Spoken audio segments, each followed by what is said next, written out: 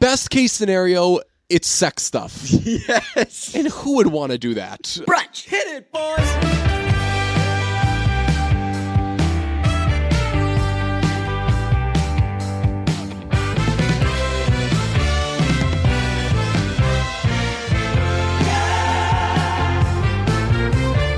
Okay, it's been a minute. I want to say thank you to everybody who has reached out, sent their thoughts, their prayers, their charitable donations, their remedies. I'm still sick, but I am fighting through it, and I'm here just to let you know what a trooper I am and how very, very deeply brave I am. Just the utmost bravery. I've really... it's DJ... the troops, yeah, and then I've really earned my nickname, Brave Dave. Yes, I'm really. They call me Brave Dave. They don't hand those out for nothing. Speaking of nicknames that people give themselves, I laughed out loud this week when somebody asked Jason Tatum about how he loves tacos, and he said, "Oh yeah, I love tacos. You know, they call me Taco J." Correction. Jason Tatum calls himself Taco J 5 times a day on his Instagram story. He just posts a picture of tacos with Taco J. I have never heard anybody ever refer to him as Taco J other than Jason Tatum. And again, as someone it's not even a good nickname. It's like, it's okay, but... Just like anybody could have that nickname. Right, you could be Taco Pete. Yeah, Taco Jalen, Taco Jeff, whatever. Speaking of Jeff, he contributed to the blog this week. That was a very good. That was a very good kind of half Jeff, half clickhole type of thing. And I'm a huge fan of shit like that. That was really good. Then we tried to kill our listeners with a strobing GIF. I didn't every now and then one of those will slip through the cracks. You know, it's just. It could happen to anyone. Right. So we're not going to do the strobing gifts anymore as far as you know. We've talked, yeah. We might just don't want to ruin the surprise. Don't want to ruin the surprise. We've talked about the guy who got like charged with attempted assault or whatever. It's like your Twitter approach. Like sometimes you just want less people. You want more people who get you. Yeah. So we like to do that too for the podcast account, so we just thin the herd. We kill them through epilepsy. Yeah, I've had roughly, I'd say like 80% of my last 110 tweets, which would be how many tweets? 110? 80% of 110. Like 85 around that area? Well, let's see. You do 110. 81? 80, no, 80... No, we're Wait, doing math again. 110, so it's 1.1, right? 1.1 times 80, so that's 80. Would it be, it wouldn't be 80.8. It would have to be higher. Would it be 88? It might be 88. Because 8 out of 10 is 80%. Yeah. Like 80 out of 100. Wait, so I don't know. 80% of 110. You said 80% of your 110, right? All right, I'm going to guess 88, and then I've actually got an app on my phone that bangs this out. I'm almost pretty sure that it's 88. I think it's 88, too. I said 88 first, by the way. Yeah, Is 1 point... Wait, what? It's 88 divided by... Wait, what? 8.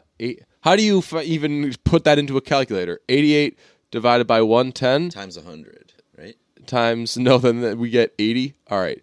Oh, wait. 80 divided by 110 times 100 times. That doesn't seem right. It says 72. Now we've started with 80% of 110 should be more than 80. Right. So 80% of 100 is it's 88 because 80% of 100 is 80, obviously, and 80% of 10 is 8. Would it be 100 divided by 88 times 8 equals 9? 9.09? It's not 9. No. 9's not the answer to what's 80% of 110. Yeah, let's see if I can figure this out. Right. So it's 110. I'm going to do 110 divided by 80 equals 1.35 times 100. That doesn't seem right. I don't know. No, I'm going to figure this out. I know how to do this. What is You just Googling it? Yeah, I do that a lot of times with math. What is 80% See if Siri knows. of... Siri, what is 80% of 110? The answer is 88. I knew it. There I we said go. it first. Siri, good at Big, math. Nice. big win. Here's some other math. We are going to take the number of episodes we do per week and divide it by... What would even that be? 1/2. Well, you don't divide it by 1/2. Yeah, you cut it in half. You divide it by 2. So we're gonna times we're gonna multiply the number of episodes we do per By week one half. Or divide it by 1. 2. By 2, yes. For the time being, we're going to go back to 1 episode per week for a myriad of reasons, and we both think that this is a very good thing because the most important thing for this show is the episodes and the energy and us always having shit to talk about and between... And be able to flex our creative muscles. Yes, I think stretching out the time between episodes is going to allow us to kind of rack our brains a little bit more. Right. We we won't always have to be like looking around the corner or like, oh wait, should we save this for next week or blah blah or like the next episode. So this is a good thing. I hope that nobody takes this as like a weird thing, but honestly, take it as this. We want the episodes to be awesome, and it's not like I think that actually the episodes for a while have been good, but at least for me speaking, I've been stretched really thin with a lot of things, and I'm not good at putting less than 100% into something. So between work and here and some other stuff, I've felt at times like I've been at 80%. I've felt at times like I've been at 40%. And that drives me crazy because if I'm doing something that's not like we're going balls to the wall, then I'm completely checked out. And that's not good for anybody. Because of it. What's that? I said your health is deteriorating. Oh, honestly, yeah, we were talking about it and I was like, dude, this past weekend, I went to New York and hung out with my pal Doug and our pal Charlotte and drank a lot for sure. Drank like way more than I usually drink, but still, like I drank for the first time in a while just because I haven't fucking had time to drink. And I have been sick for like 6 days since. And that was kind of a wake-up call. Don't drink so much, even if you don't drink that often anymore. And B, your body can't handle cutting loose once every however many weeks. So for the time being, we're going to go to 1 episode a week. We're figuring out which day we're going to do it. We're thinking Wednesday, right? Wednesday sounds like the way to go because ideally we would say, oh, Friday, and that way if a movie comes out on Thursday, we can see it Thursday night and record. But the issue is we've said that a lot, or like we've always kind of intended to do that with Friday, but inevitably one of our work schedules gets in the way, and if you can't see a movie right at 7 p.m. on Thursday, then that whole thing is for naught. So, look forward to that. I'm excited. I think that we're going to be coming in now, like, back to kind of overflowing with ideas versus maybe trying to hit on things for the sake of filling time, which I don't think we've necessarily ever done that, but I've felt that we were kind of getting to that point, and you don't want to do that. Right. So get excited. Brunch is going to be super fun and exciting, and this probably will make it easier for us to have guests again because the way we've been doing it lately, it's all been like by the seat of our pants. Yeah, like, the cycle of episodes has been so like hectic, with 2 episodes a week lately. So stretching that out a little bit will definitely allow us to some time to breathe between episodes and look into guests and can you imagine now we could do like if we're trying to get a guest instead of being like we have this 10 seconds this week to do it, they can be like, oh, I can record on Monday, and we'll be like, cool. So we'll do that Monday. We'll do the rest of the episode Tuesday. It's going to be good. So be very excited. We also are pregnant. We're pregnant. No, we're gonna do like some Patreon things. Like we're not gonna. We said at the beginning when we started with Patreon, we don't want to lock out content. Yes, and I think that's still the plan. But we are going to do like sort of like mini content that we are planning on releasing through Patreon like every couple of weeks. So if you want to get on board, I think like we're like for the secret merch, you have to be a $2 tier person. But I think like if we're going to do the Patreon stuff, which we are, like $1. It's $1. We'll open up the bonus episode kind of content. Not episodes, but like mini episodes. Yeah. I've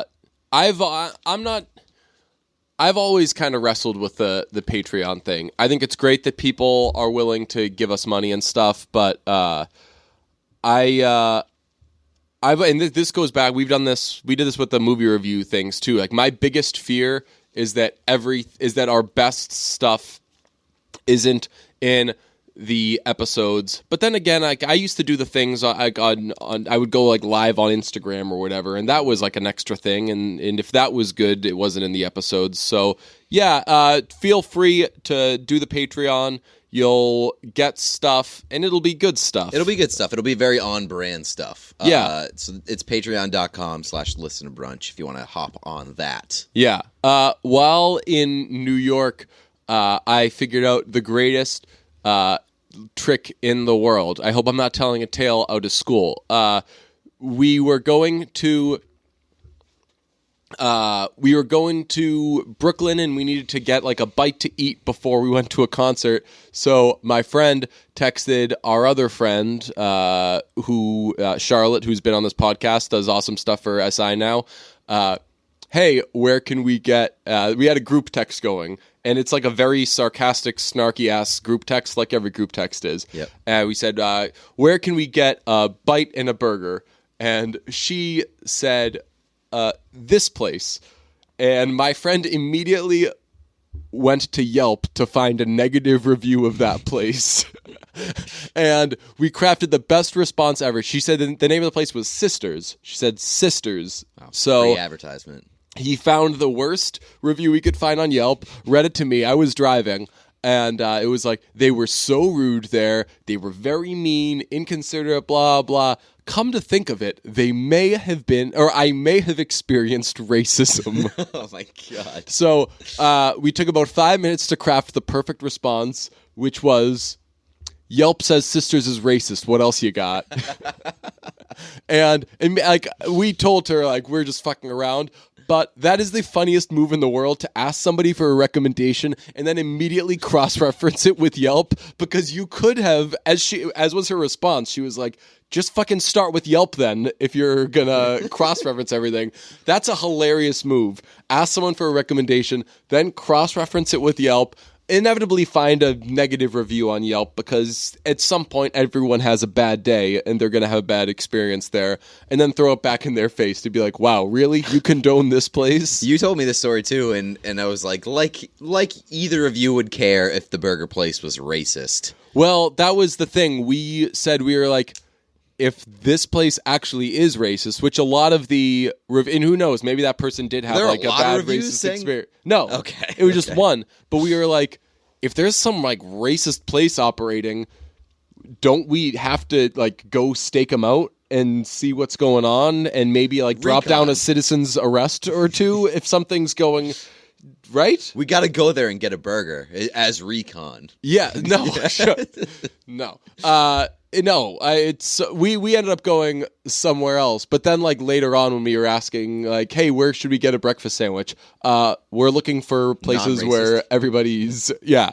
While we're on the topic of food, I sent out a tweet last week about coleslaw, because I was having tacos last week, and so Taco Pete, it again. And so I went to the supermarket and I bought just coleslaw, because I needed it, and I actually no one needs coleslaw. Fuck off. All right, so we'll get to that eventually, but like the moral of the story was, or like the crux of the story was, I went to the cashier with just coleslaw and I handed her my ID, because this is the place where I usually buy my booze, and so I was just like so accustomed to handing over the ID as soon as I get there, and the cashier was like, That's nice, and handed it back to me, and she bagged my coleslaw.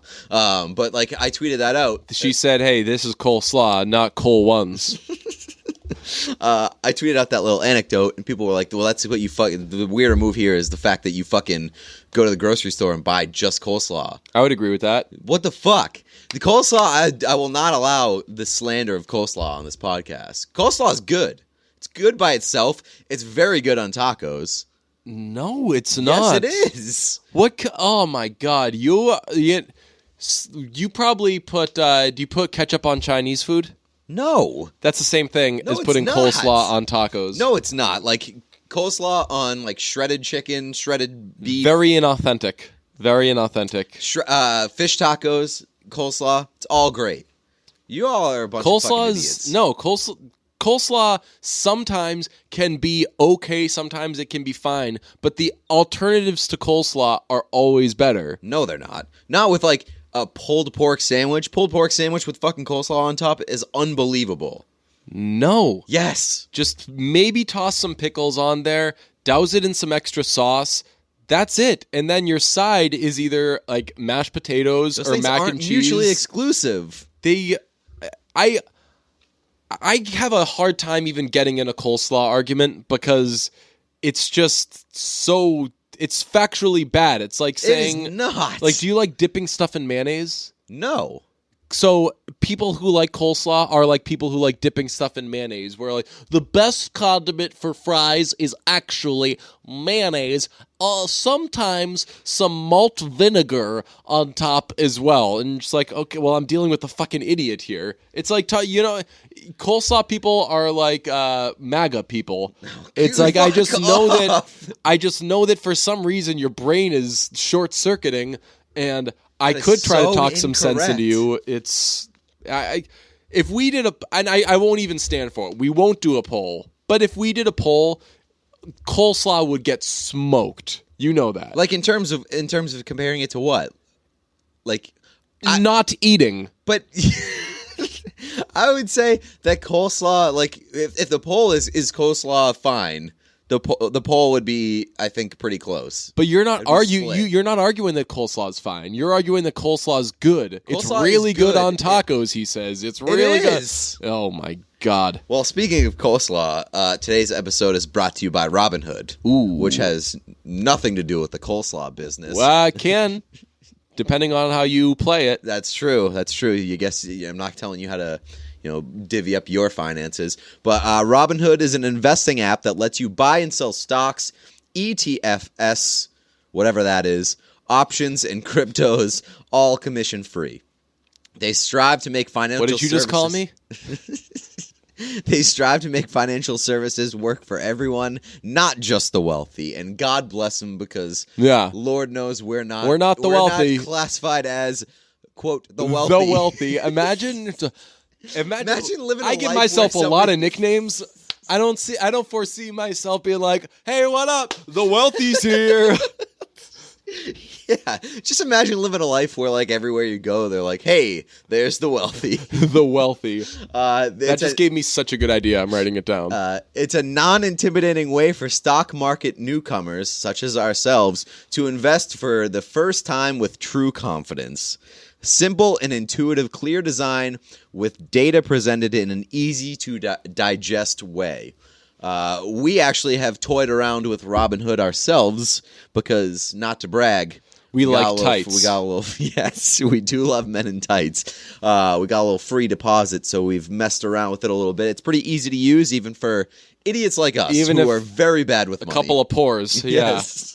So the design's great. It's super easy to use, and you kind of learn hands-on. It's great. You should try it out. So Robinhood is giving our listeners free stock like Apple, Ford, or Sprint to help build your portfolio. Or Robinhood. Why don't you just... I'm investing it back in Robinhood. Yes.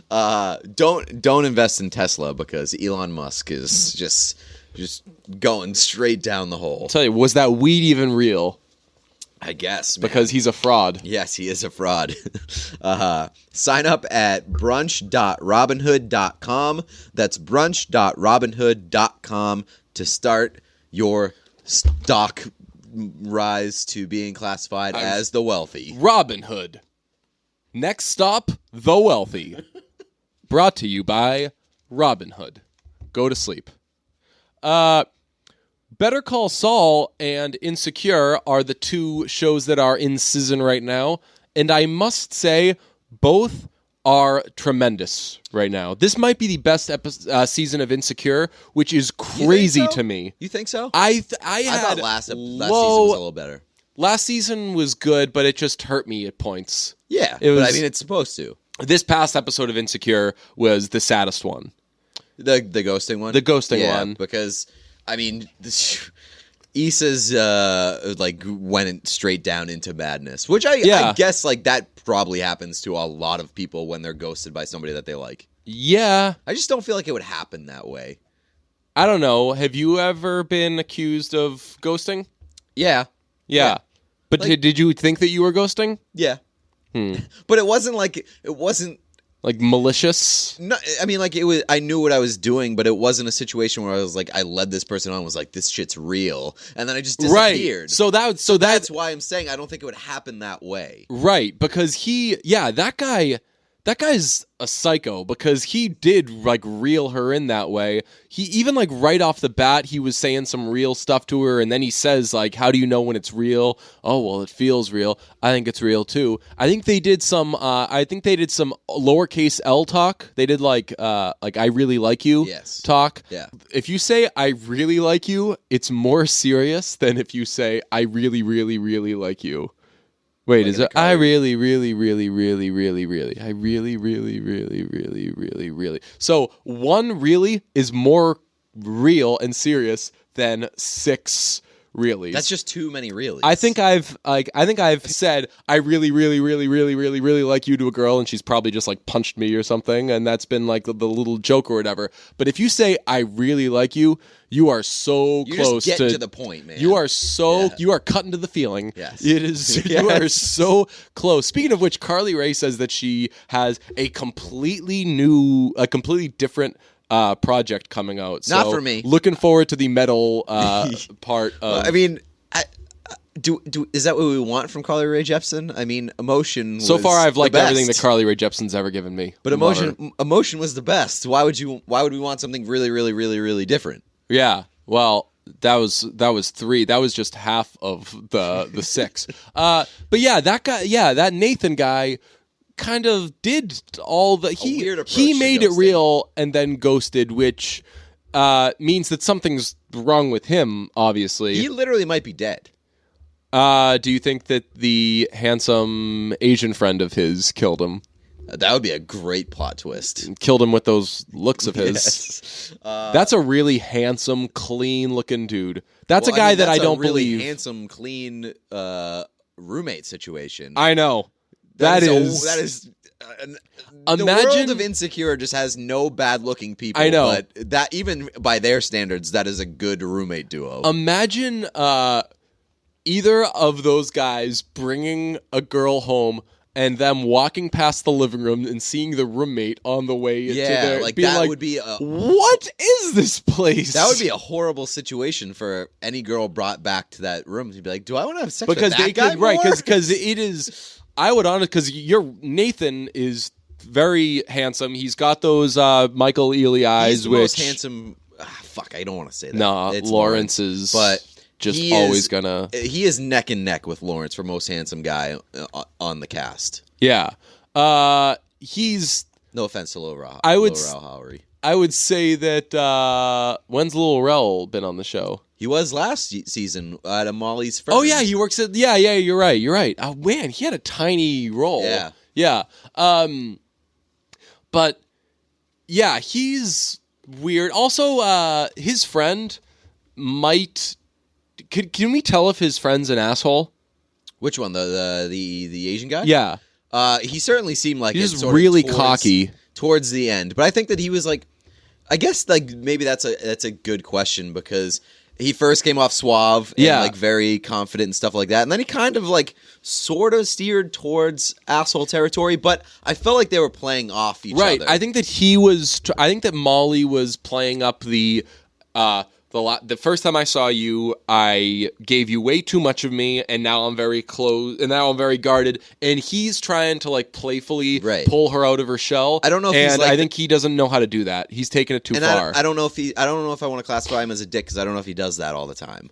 I think it might be a situation of just like him feeding off her vibe that she's giving him. Right, like if they just met and exchanged numbers and went on a date, would he be acting like that? Right. But I don't know, like Molly's a pretty complicated person. So he was very apologetic once he realized that he kind of crossed the line. But I can't imagine ever saying something like that. That is a real risk. Yeah, just be like, oh yeah, well, when you were on drugs, you told me you fucked your married friend. Yeah. Oh, that is... it's a rough place to go. You're really wading into troubled waters there. That's not a good... Oh, yeah. But, yeah, that whole episode just made me sad for Issa. How just... I think even more in her head than usual she was. I really hope that they kind of, like, not wrap it up, but, like... move somewhere with the ghosting situation because like find some closure there. Yeah, because I think they've dragged it on a little bit too long. Yeah. No, well, I mean, but that's also part of it. Like that's going to be in the back of her mind until there is any sort of closure. But now that you've had like the full-on meltdown, you need a little bit of closure. Shout out to Lawrence's polo, which... Not a polo guy, but the polo he was wearing when he was getting ice cream with the church girl was spectacular. Lawrence, once again, wearing the hell out of a shirt. And then on Better Call Saul, I think that the episode... do you know what the episode was called? I don't even remember. But like the last episode, the one where they sort out the Huel business, one of the best episodes in that series history. I think I would put it in... Probably the top two. It was both hilarious and captivating. Yes. And it was just like everything that happened was important. Yeah. In that episode. Like you're interested. It's wild. Like I was to the point with Better Call Saul where I cared about Nacho stuff. And that was everything else was cool because I like Mike and I like Saul and I like Gus.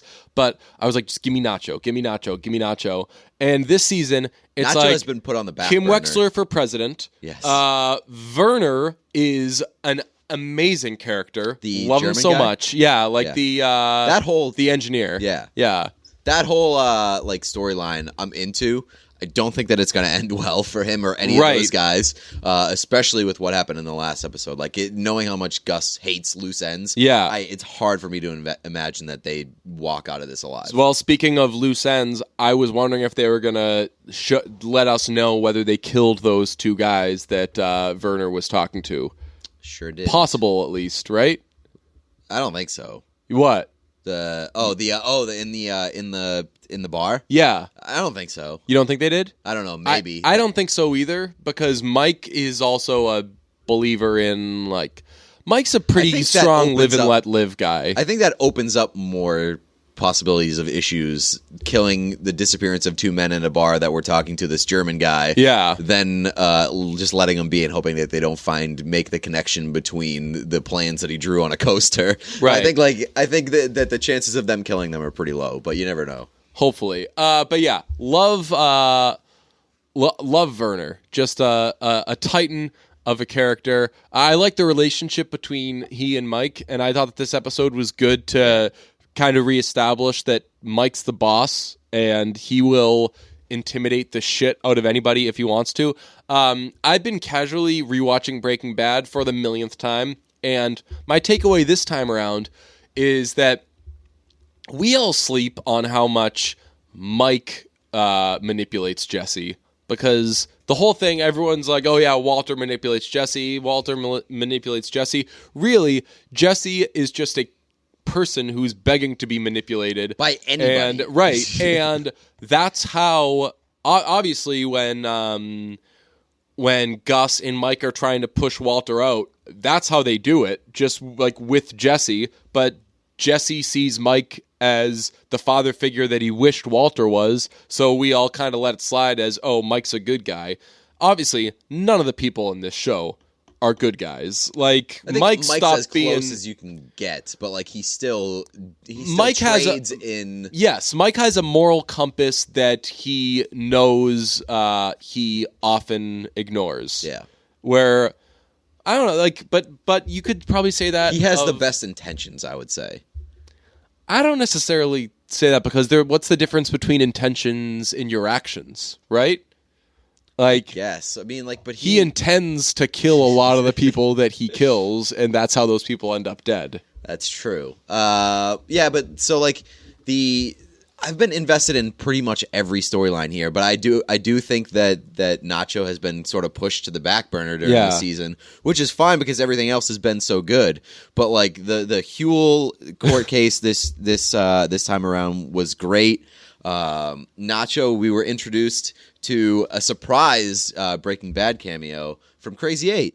Yeah, was that the first? I asked you. Was that the first time he was in it? Pretty sure, yeah. Yeah. What was Crazy 8's cousin's name? I don't know. Right? It was driving me crazy. The only thing I knew is that character's birth name was Emilio, and because when he's talking to Walter, he says that's what his name is. But I knew that one of them's Crazy 8, and the other one is whatever. But yeah, Michael Mando, Nacho, has bulked way up. Probably he's for like Spider-Man. Probably. He's like this thick-ass, scary dude now, and he looks unbelievable. So the scene where he was like, what did he do? Oh, he beat the shit out of that guy. He ripped the earring out. Oh, right, that's what he did, yeah. And then Crazy 8's like, hey, you had to do that. And he was like, so why didn't you? What a badass. Yes. Love Michael Mando. I think that he is the voice of our generation. We have to talk about the pictures of Huel on the website. The whole scheme with the church thing. Just like the most obvious staged photos in the world where it's like he's raking leaves, he's painting the church. Yeah. It's like, and those photos exist on the Singing internet, in the which choir. are great. Yeah, they that website is active. It's amazing. What do we think of Skinny Huel? Yeah, so like that's the thing. I think that Huel has deviated the most from like from the Breaking Bad world. I think that he's obviously skinnier. He looks a lot older. Yeah. So I think that he's probably the character that carries over worst from the Breaking Bad world. I would say that he's either tied for first or second to Tuco. Why? You think Tuco looks really old? I don't even remember seeing Tuco. Tuco in Breaking Bad was 100 years old. Yeah. And in Better Call Saul, he is 310. He is so old. Have you ever seen, like, look up that guy. That guy is so fucking old. Super old guy. So in Better Call Saul, it was the first episode where they drive him out to the desert and Tuco's there. Oh, right. Yeah. Right? Like, the first time they showed it, I was like, oh, man, who called the old guy?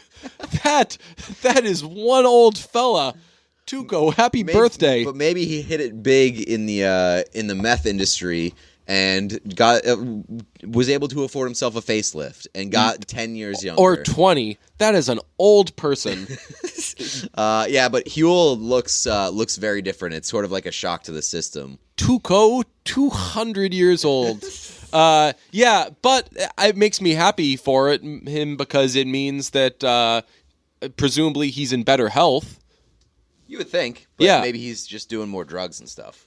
I just think it was so funny though, like just because we know what Huel is, and we've obviously seen everything that Huel has been since.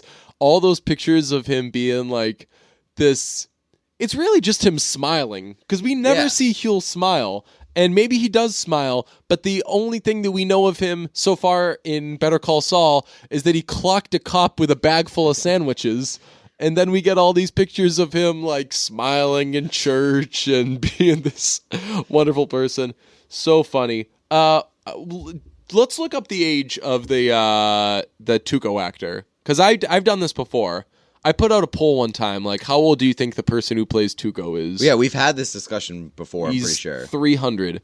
Tuco, his name is Raymond Cruz. No relation to Terry Crews.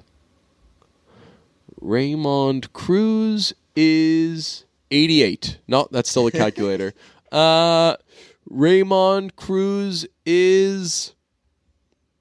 He was born in 1961, which would make him... 88. 57? That's Tuco's 57? He's 57. Jesus. Well, he's a great 57. Good for him. He's so old. But he doesn't look that old. Wait, how old is what's his face? Bryan Cranston? No. Well, that's actually a good one. I was gonna say. Do you think that Bryan Cranston's probably older than? I would 57. guess that Bryan Cranston's like 62. I was gonna say Bob Odenkirk, but Bryan Cranston is 62. 62. I could be sneaky good at this. Money. Yeah. What would you guess Bob Odenkirk is? 60. 60. I'm going to guess 58.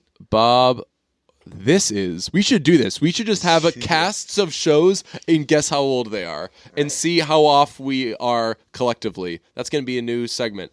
And like the more years we gather up, we collect the years off, and then there's a winner at the end. We were quite off on Bob Odenkirk. Bob Odenkirk is younger than Tuco. Bob Odenkirk is 55. That was pretty close. What'd you say? 58.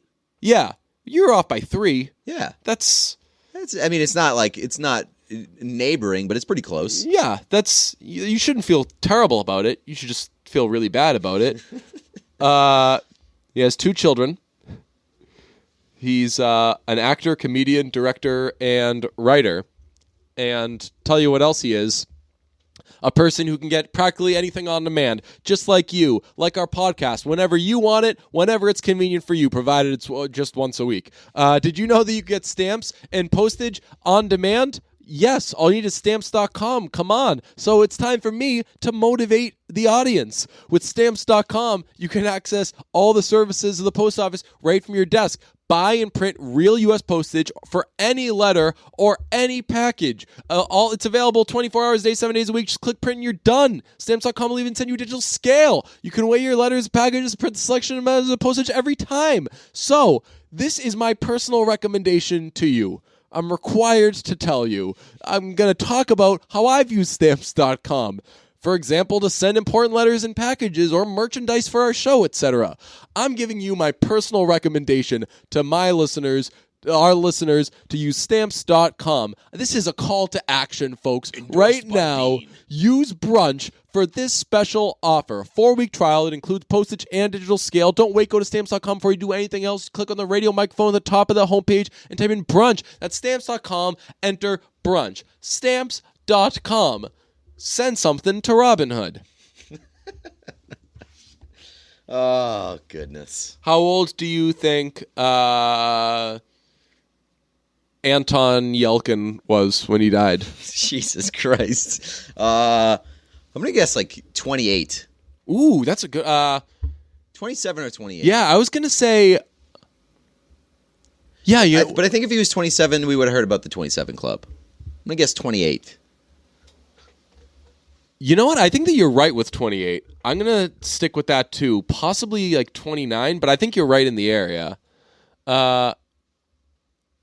27. Ah, damn. And he wasn't put in that club. I know. Well, is that club reserved for I think it's musicians, yeah. And like he didn't have a reputation of doing anything crazy other than Alpha Dog, which wasn't that bad of a movie. It was ridiculous. I tried to go back and watch it. The story's unbelievable. It deserved a better movie than that. Yes, exactly. The story's good. The performances, the part where they say, "Oh, so it's like that, huh?"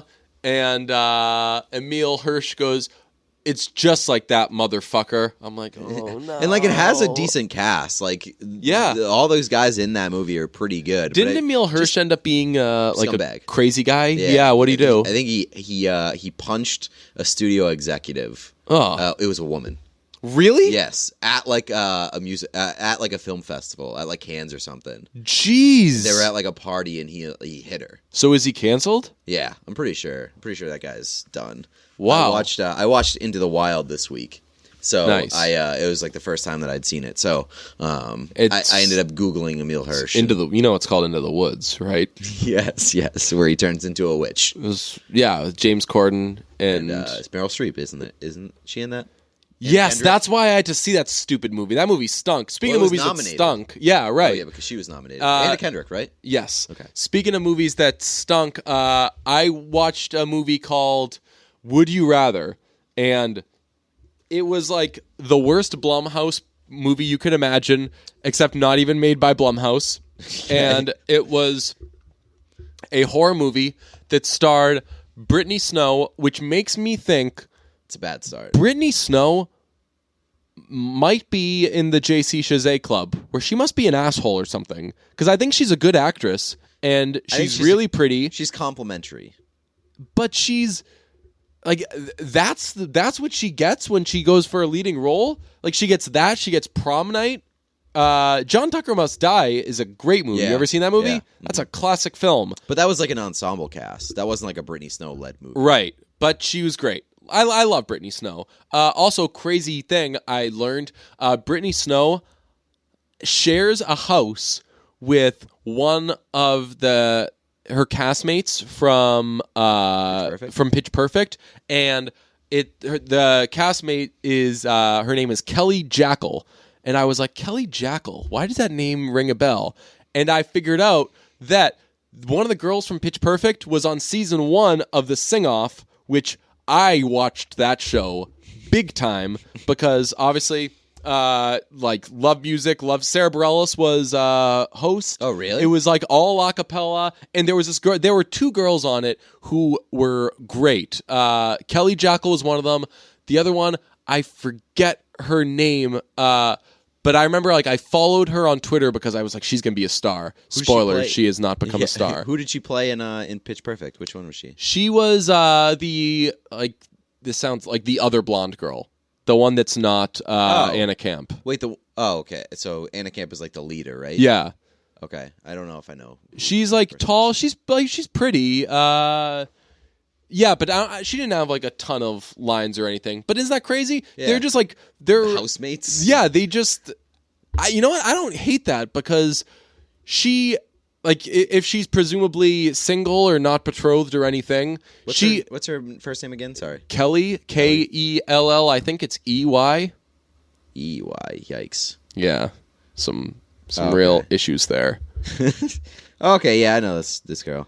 Yeah, but like Brittany Snow's like probably thinking, I want to have the like the 20s and early 30s experience of the non-wealthy and live with somebody. So I'm going to have a roommate, and we'll just probably have a dope-ass house in Hollywood, and that's pretty cool. That's pretty awesome. Good for Kelly Jackal, gets to live in a cool house.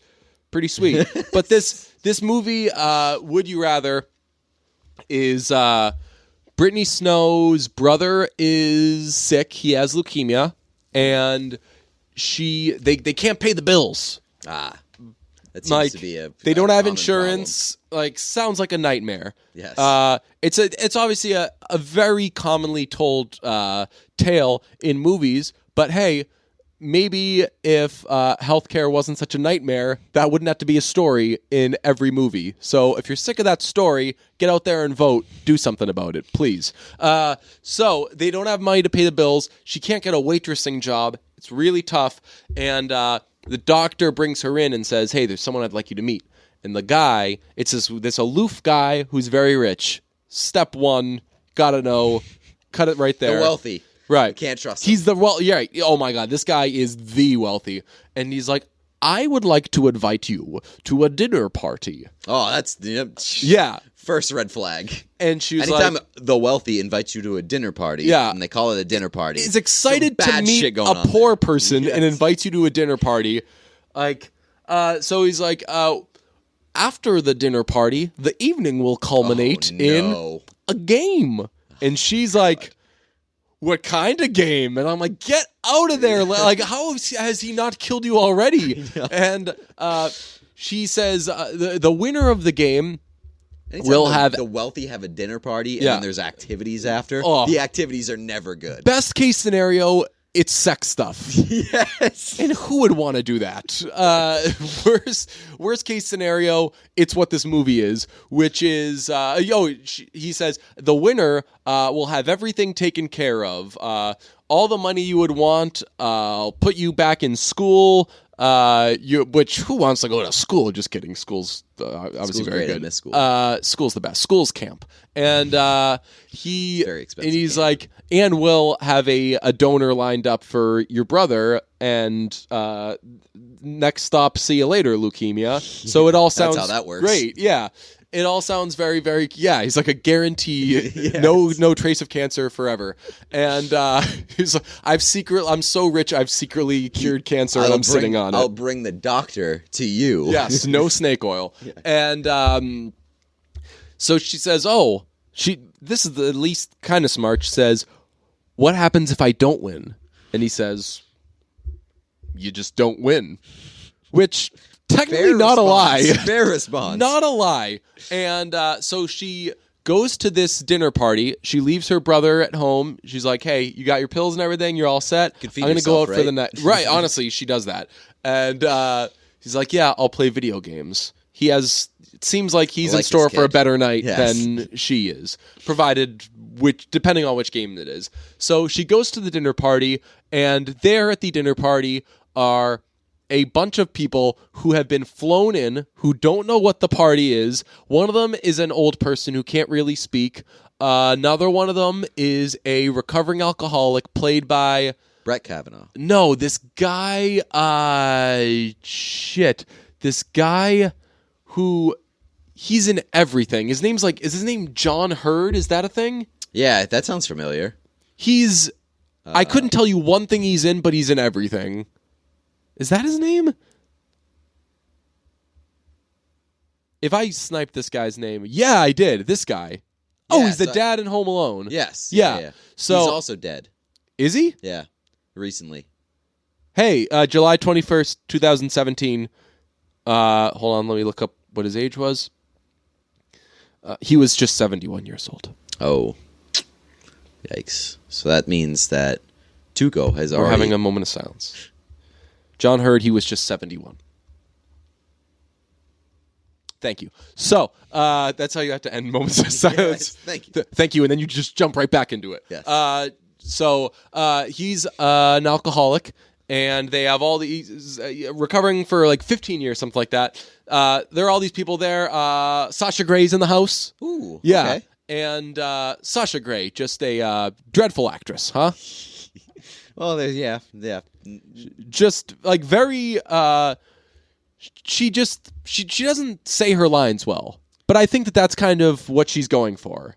I think so? I think that like she wants to just like read things dry because that's how she was in Entourage and that's how she was in this movie, which is like not very animated, but not in a necessarily intentionally deadpan way. Can't quite put my finger on it. Anyway, so they're all together, and the dinner starts, and the aloof, eccentric, rich guy says, the meal will be a ribeye steak served with foie gras and mashed potatoes and blah, blah, blah.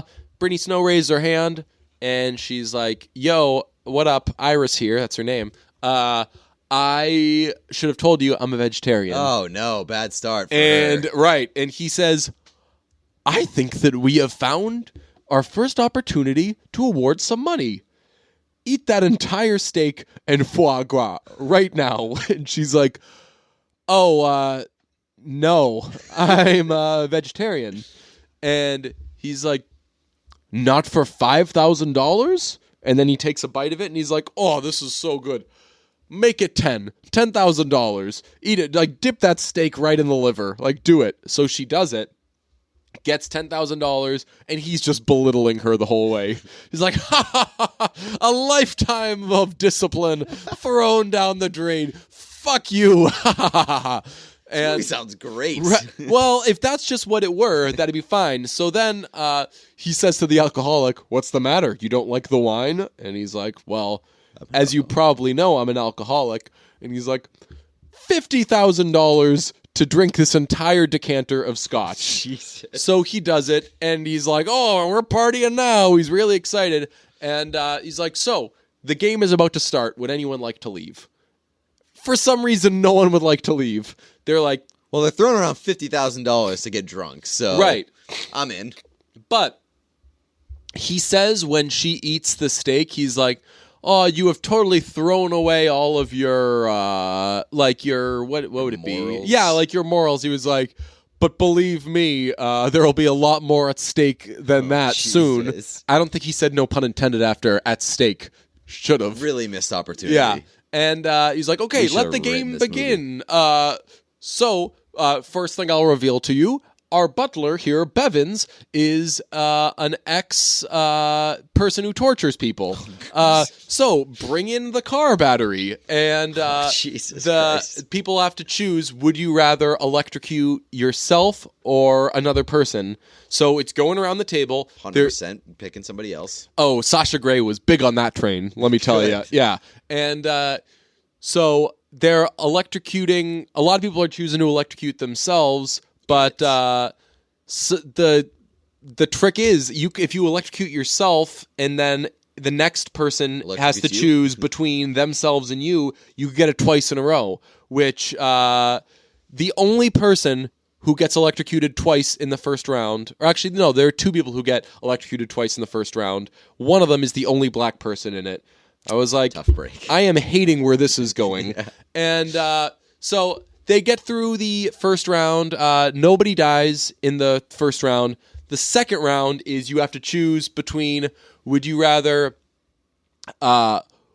whip this person 3 times with an African whipping stick, or stab him in the thigh with an ice pick. And so the first person's like, it's actually Iris, Brittany Snow's character. She chooses, she's like, well, if I stab, one of the people there is a doctor, and he's like, don't choose the stabbing because there's an artery there. Yeah. So, choose the whip. So wait. So what happens if they say like they're not doing? Oh, this? There has to be like a they have 30 seconds to decide, and if not, they'll be eliminated. Killed. This is how That's people presumed. are eliminated. The people over the course of the game, big shocker, are eliminated by being unable to further participate, which means their body is dead. Okay. So I had to clear that up because there's got to be like a no out. Right. Here. So So when they bring in the stuff for the electrocution round, the alcoholic guy, John Hurt, is like, oh, wait a minute, you're going to kill us. Fuck this. I'm not doing this. And he's like, the game has already started. You had your chance. And he gets up and he goes, listen, you. And then they shoot him. Okay. So then there's like a... So right. This means it's been business. established. Yes. Right. That guy, by doing that, ended up being eliminated. They didn't let him play anymore. That guy got the best deal of all. He didn't right. do just any shot of in the this head. Yeah. Right. So the one of the guys is being pretty mouthy. He's an ex-Marine. He's the guy from Mad Men. Lives with Peggy. Good actor. I like him. Okay. And he's saying in between rounds, like, this is terrible. You guys are immoral. So the first part of that round is he says, Iris, are you going to stab this guy in the thigh or whip him 3 times? She says, I'm going to do the whipping. Whips him 3 times. It looks really painful. Obviously, he's got like huge lacerations on his back. Awful. They go to the next person. Okay, would you rather somebody stab you in the thigh or you whip that same fucking guy 3 times? And everyone is same like, thing. Would you like something terrible to happen to you or whip this guy 3 times? Finally, it gets to a person and it's... would you rather stab the old woman in the thigh or whip him 3 times? He reasons that this old woman is paralyzed, which she is, so she won't be able to feel it. So he stabs her, hits the artery, she fucking dies, and then the last thing is that guy that's been whipped a million times has to choose, would you rather stab someone in the thigh or get whipped 3 times by Bevins, the butler who is a torture guy? So he's like, I'm not stabbing anybody. Bevins. What the fuck? Whips him to death, of course. Well, why wouldn't he stab anybody else when they just whipped him? No, because he was telling people, like... He was like, pick it. He was like, we're not. He was like, if we stab people, they could die. And it's like, you should realize by now, people are gonna die. Yeah. So, yeah. So man for himself, man. So it's like a lot of crazy shit like this, and the final round. I like how blow by blow I've given this. Do you want? I can do the next round. Thrilled. Yeah. Yes, I'm enthralled with this. Okay, the next round is. This is like Saw. But yeah, like more fucked up, kind of. Right, because it's more more psychological. Yes. So they, at the end of that round, they try to make a run for it. A bunch of people. Brittany Snow gets out, but Bevins finds her. Okay. He brings her back. Says, Bevins, man, he's got to get like a raise or something because this guy. Doing his job pretty well. Bevins is into it. Okay. Bevins is quite into it. The black guy is shot while everyone's making a run for it, because when everyone's making a run for it, the black guy goes for the whipping stick and has it raised to the wealthy guy, and the wealthy guy is like, well, you had to have known I have a gun, and shoots him. And so a couple more people die there, and then the next round, they bring in a big barrel. Ooh. And he says, this could be interesting. This round is about choosing the known or the unknown. One thing is a terrible option. The other one is relatively harmless and survivable. The barrel, if you are to choose the barrel, Bevins, just working up an appetite, hope he got some of that foie gras, will hold your head underwater for guess how long? 15 seconds.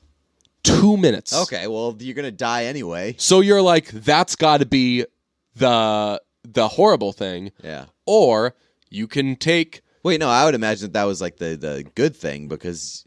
Spoiler, it is. That's the held underwater for 2 minutes in all of the cases ends up being the survivable one. Okay. But there are 4 cards that are, because there are 4 people left. It's the doctor guy who, I don't know if there was any romance being worked up, but if they'd all gotten out of it alive, I would say that he and Brittany Snow had a chance. He was a handsome dude, a compulsive gambler, Brittany Snow, and Sasha Grey. Now, Sasha Grey has been a badass this entire... She's the only one who seems like excited to be doing this. She was given the choice to whip the guy or stab anyone. And she was like, well, that guy's going to fucking die soon anyway, so I'm not going to waste this on him. And she just goes up to Brittany Snow. She goes, can I stab her anywhere? And they say yes. So she tries to stab her in the lung and misses. And yeah, idiot. Okay. So anyway, what's Sasha Grey's like deal? Like, why is she there? She's as she's about to go for her turn, the wealthy guy reveals that her husband killed her daughter. So she's like a broken woman. Okay. And what about the doctor? What's his deal? You're gonna find out. Okay. We've come this far, right? Right. So the first person to choose is the compulsive gambler, and he does this whole spiel. He goes, you know my history. Blah, blah, blah, blah, you know that I'm a gambler, so you know that I play the odds. You're trying to... The odds are going to come up right, here. like, you had me go first, and you showed me that, thinking that it's going to scare me, but you've also shown me a lot of other sick shit this whole time. So you're trying to make me think that the card is going to be worse, but you're having me go first. So blah, blah. A lot of like the odds and me go first, and I gamble and the odds. So he goes, so I choose the card. And he opens the card, and it's a picture of a firecracker popping. And he goes, what does this mean? And he goes, you have to hold on to a firecracker as it goes off, as it detonates. And he's like, All right, cool. So then he hits him with the Bevins, bring out the firecracker, and it's of course a quarter stick of dynamite. So so Bevins secures it to duct tapes a quarter stick of dynamite to his hand. He's like, you better hope that's a dud. So it goes off. It's not a dud, and his hand blows off. Sees it, has a heart attack, and dies. Okay. So that guy has now been eliminated. The doctor guy chooses the card, and this was the only part I skipped over. His card was an eye. Oh, no. He had to slice his own eyeball open. No, that's not for me. Right. And I was like, listen, I love the song Debaser by the Pixies as much as the next guy, but I ain't slicing up eyeballs. Yeah. Skipped over that. Next thing I know, he was like covering up his face. Yeah. Okay. Then it's Brittany Snow's turn, and she just immediately goes right for the barrel. Okay. They hold her underwater, and it's a tough scene, to quote Barry McCockner, and but she survives it, and the doctor's so excited. He's like, yes, yeah, good job. They're like, do you want to know what your card would have been? The card is a tooth, and the wealthy guy says, extraction of all your teeth. Maybe next year, Bevins. And Bevins is quite disappointed. Oh my God. So now it's Sasha Gray's turn. She has seen that all three of the cards are way worse than the hold underwater thing. So she chooses the card, and it's a barrel with a 4 on it. And she's like, what does this mean? He goes, you got to go in there for 4 minutes. And they're like, and she's like, that's not possible. And he's like, it's not even close to the world record. It can, like, a human can survive it. So as they're getting ready to dunk her, she's standing over it, and they're like, okay, 1, 2, and then they put her head in. Oh, she that's didn't even cheating. get to catch her breath, and she is done within like 8 seconds. That's cheating. That is so. Oh my God. And Brittany Snow, who has been stabbed by this woman, is like, are you kidding me? You didn't even give her a chance. So it gets to the final round. Okay. 2 people left. Iris, doctor guy. Yep. He says, we flip a coin to see who goes first. The person who goes first is usually at a great advantage this round. Iris wins. Okay. So. Did she defer? You have the yeah. I'd like to defer to the second half, please. Quick little side note: when the Patriots were playing the Jaguars, and everyone was talking about how hot it was. Yeah. I was tweeting about like how hot it was, just mocking all that talk, and somebody responded, "It was just as hot for both teams." And I had one of my great tweets that probably got like 2 likes and nothing else, which is, "No." Patriots won the coin toss. They could have chosen the colder side of the field. But they chose the ball, which was very rare.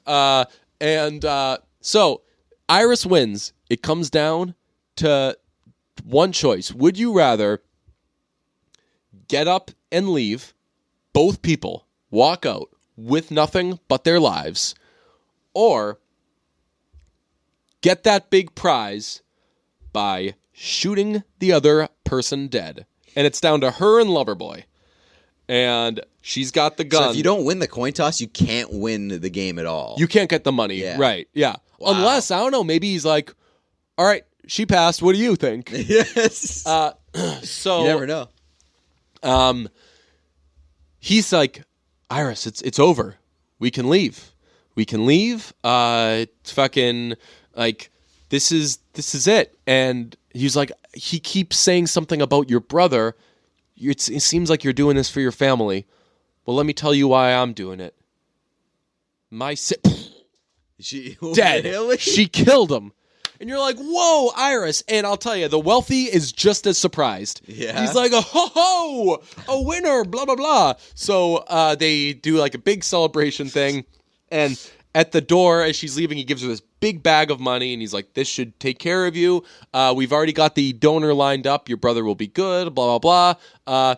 And then the doctor was the guy who is going to operate on her brother. No. Oh, that would have been amazing. That would have been a great twist. That would have been like the movie The Box, which we've talked about. Yes, yeah, that's right. Well, actually, the doctor who introduced them, at some point, he was in the game once upon a time himself, and he won, and he felt bad that he set those two up, so he tried to rescue her halfway through. I don't think I need to tell you what happens. That was him? No. Oh. Bevins got to him. Oh, no. Bevins. Bummer. Bevins, he's got eyes everywhere. So as they're leaving, he gives her the bag of money, says, "You're all set," and then does the, like, I would think some sort of thank you is in order. And she's like, "Thank you, bye." Goes home, checks on her brother. Her brother committed suicide. The movie's over. What? And you're like, oh, come on. Are you kidding me? Yeah. What the fuck? That's the worst twist. My twist is a million times better. That would have, yes, exactly. He was like the only doctor, and he was the donor as well. Yes. It was the worst, and there was like no depth to it at all. They didn't, like, I don't know inside this kid's psyche. I don't know if what? it was awful. That and was like the cheapest out ever. it was like, honestly, like within 10 seconds of her getting the money and saying thank you, the movie was over. Really? Yeah. Oh, it was like she walks in, checks on her brother, dead, bye. Man. It was fuck? Now that makes me mad. It's like it only makes me mad because I literally had a better idea in 3 seconds than they did. You were outsmarting this movie left and right. Don't sell yourself short. It was crazy. Did I leave anything out? What happens to Blevins? Bevins. Somebody calls him something else, though. It's something they were like, "Oh, Duggan's over here," and he's like, "Hey, it's Bevins." Bevins is pretty particular about his name. That was a good thing that we just did here.